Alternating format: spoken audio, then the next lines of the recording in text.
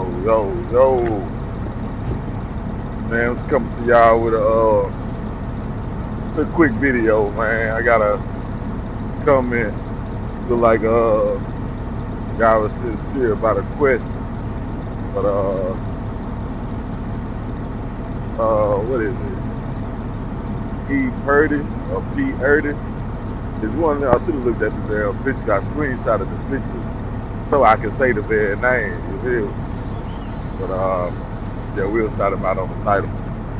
But yeah, he asked me a question about lease purchases, and if I ain't mistaken, I should have reread the message and everything, man. If I ain't mistaken, I think bro said he's gonna be driving in less than a month, and he asking about lease purchase, like is it worth it, all that good stuff. Now, now the problem with that is I need context. You feel me? Like I gotta know why you want to do a lease purchase. You know, if it's to make more money than a company driver, 'cause that's not always the case. Or if it's because you want a truck and your credit ain't good enough to go get one, or your cash flow ain't, up to par to just go buy one cash. You feel me? One of them three can determine how I'm talking to you and giving you advice. Matter of fact, I'm just gonna do them three. I'm gonna use them three scenarios to give you advice for all three. All right, so check this out. If you talk about a lease purchase because you want to make more money than the company driver, that's not always the case, man. If it's about money, I say just do something like that's not regular. Go to a division in trucking that's not just dry van. You feel me? Not just reefer, or even not just flatbed, man. Get into flatbed because you want to get into heavy haul. You feel me? There's company drivers heavy haul that make more money than owner operators with their own authority. And that's just what's going on. You feel me? It's just because of how the loads pay. So you can go do that, get 25% of that, and make double what I make a week doing that. You feel me? That's just the law of the land, man. It's not always true that you're going to make more money lease purchase than company driver. That's just not how it goes. It depends on the company driver and the guy in the lease purchase. It depends on both of them, to be honest, and what that guy doing. Excuse me. I ain't want to let it go out. All right, now I can touch on that a bunch of different ways. But that's the main thing. All these is my first responses to them three things. You got that. You got where you might not make more money at least purchase than some company drivers.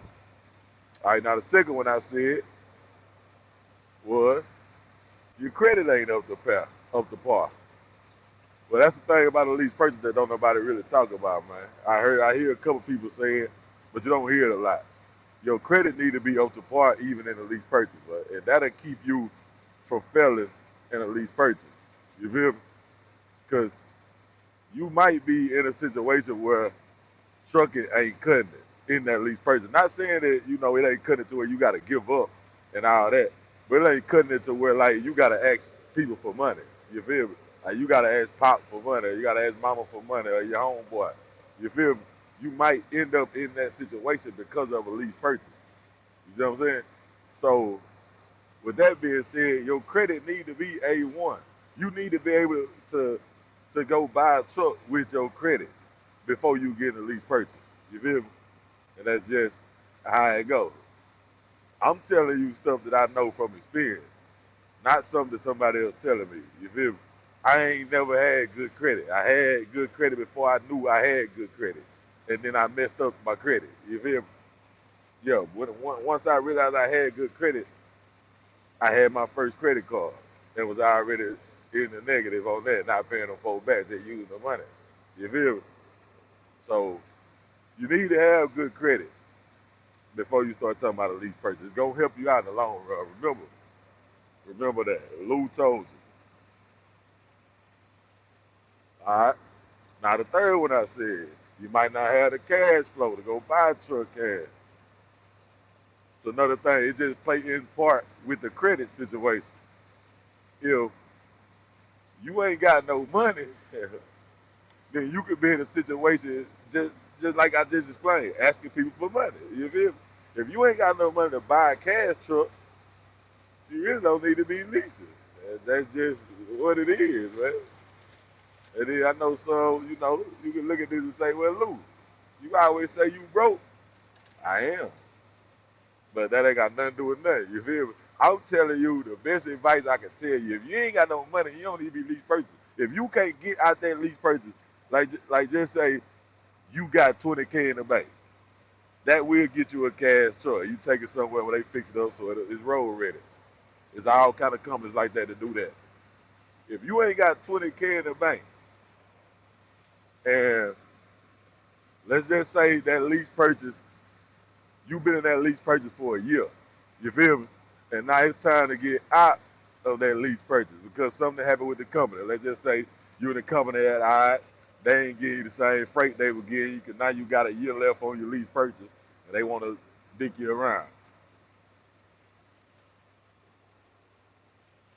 But get what you can do. Not only did you start out with 20,000, but it's been a year. And if you listen to anybody on YouTube about being in a lease purchase and being in trucking, save your money. So let's just say in that year, now you at 50. We'll say you put 30 up in a year. You at 50 now. The point is you can get out of that lease purchase and go buy you a truck. You feel me? Whether it's cash or whether your credit still ain't up to par, you got to put down a little more at a dealership. Because that's the thing about these dealership trucks.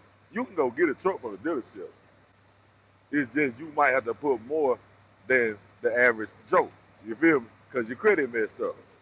So, now, with that being said,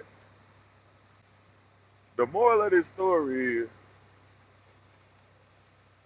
you need to have your ducks in a row, man, before you do any of this stuff. Buying a truck, cash, lease purchase, all of that. Your credit need to be A1. You need to have money in the bank, man. Period. And that's all I can tell you. Now, if you coming in the trucking and you getting in lease purchase just because you here and make more money, you already going about it the wrong way, man. Because it really ain't your money. The only way is your money is if you don't plan on growing your business. If you want to be a one truck operation, then yeah, that's your money. You get paid, put your taxes up, that's your money. You feel me? Now, the thing about it is, I forgot, you don't put your taxes up, you gotta put your truck repair money up too. And I think you asked about how much I think you will need. On that note, you need enough to get that truck back up and running if the company won't do it. You feel me? Which that will be anything go wrong with that truck, you can cover it. So you gotta find out how much that motor costs to get rebuilt, how much the transmission costs to get it replaced, how much 8 tires cost, 10 tires, 2 steers, 8 drives. All this stuff can happen just like that. I'm talking about it can come back to back, to back, to back. And yeah, you gotta have the money to fix it if you want to stay in business. If the business, like just say you leased on, they ain't helping you. You gotta have that money, man. Or you just finna go back company job or hop in another lease purchase like I've been doing. You feel me? And that's just what's going on. But from my experience though, having money, it changed a lot of stuff about the game. You feel me? And that's lease purchase, that's owning your truck outright, motor carrier, that's owning your truck and running under your numbers. It all comes down to money, man. You gotta have money. That's all it is, bro. So I really hope that I answered your question. Because the moral of the story is, man, you need some money when you start talking about lease purchase and owner option and all that good stuff. Because that's the same. The only thing that changed is motor carrier.